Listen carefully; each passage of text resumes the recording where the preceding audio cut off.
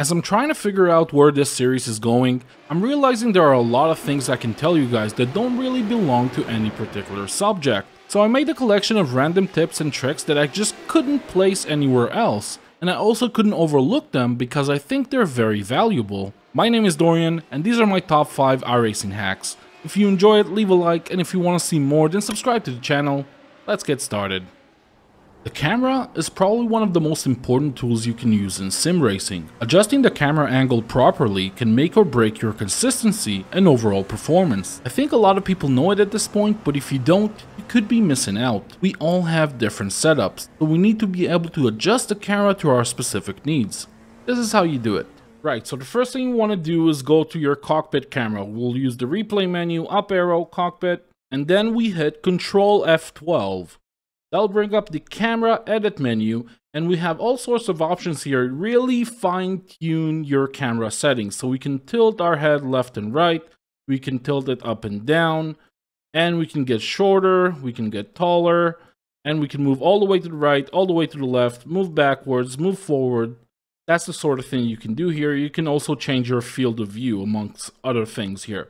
Now, if you want to make sure that every time you change something, it only applies for one car, for that specific car, you go to Group and uncheck Enable Automatic Shot Selection. If this is checked, every time you change a setting here, this will apply for every car you have on iRacing. So make sure you uncheck that. To save these settings, just click Save Car, give it a new name, or overwrite the old one, and you're good.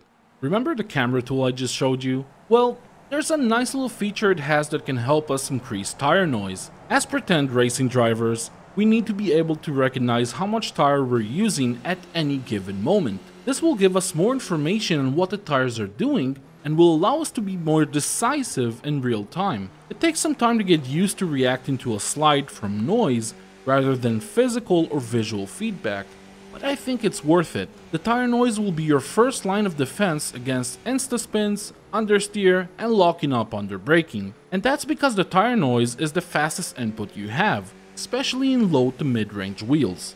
The first thing you want to do is go to Options, go to Sound, and then reduce everything that's not tire noise. So engines down to half, I'll tell you why in a second, crashes down, wind is way down, wind is very distracting for me, ambient, everything is a bit down, only tires are all the way up. And now we click down, we hit Control F12 again, and we have the mic gain slider. Now this slider gives you both engine and tire noise increase or decrease.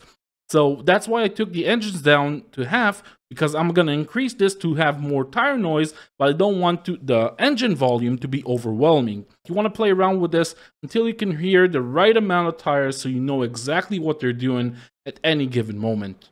It's important to be able to see all the crucial information in a race. It's also important to remove anything that could distract you. Knowing when you have a blue flag or even what gear you're in is vital, and there's a way to move all that information around to suit your needs. If you just want to move some UI elements around, all you gotta do is jump in a car and hit Alt-K. That will highlight the UI elements and you can just move them around, but there's a big disadvantage. You cannot see all of the UI elements that may appear in a race, like the flags or the delta or other stuff. So to do that, we need to change something in the app INI that will help us do that.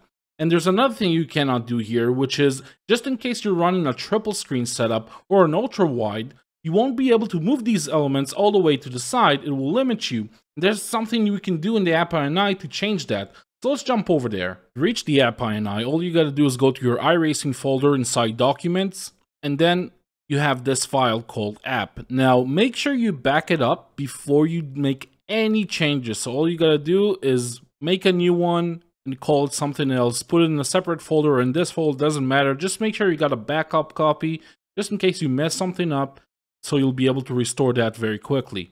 Now we're gonna right-click, open with Notepad. That's going to give us the app INI file. Let's just make everything a little bit bigger so we can find it easily.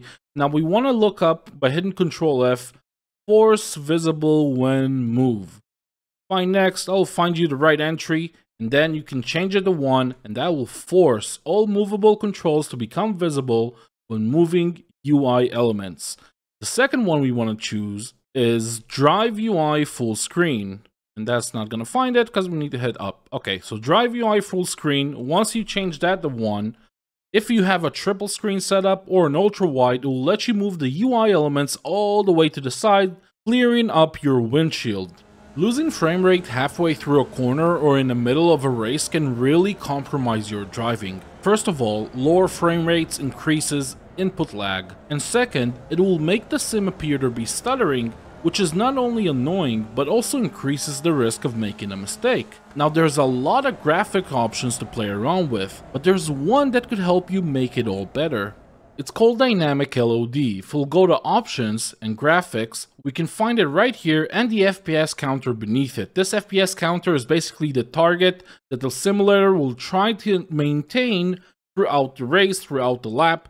So in case you're reaching a very heavy area and the frame rate just wants to drop, it'll reduce the graphic settings in real time to make sure you're staying close to that target that you've set. Ever had an awkwardly placed spin? The kind that will make you do a 3 or even 4 point turn just to get going in the right direction? For cars that have traction control, this could be game over sometimes, because you can't spin the wheels to get the car to rotate in place.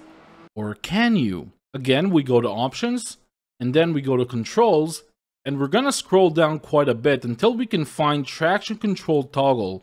Now, even if you're running a fixed setup series, and you cannot change the traction control settings, this will still allow you to turn it off for a few seconds, just in case you had a spin and you want to get going in the right direction quickly. This is a vital tool that can save you a lot of iRating. I hope you guys enjoyed this video. I'll see you in the next one. Bye bye.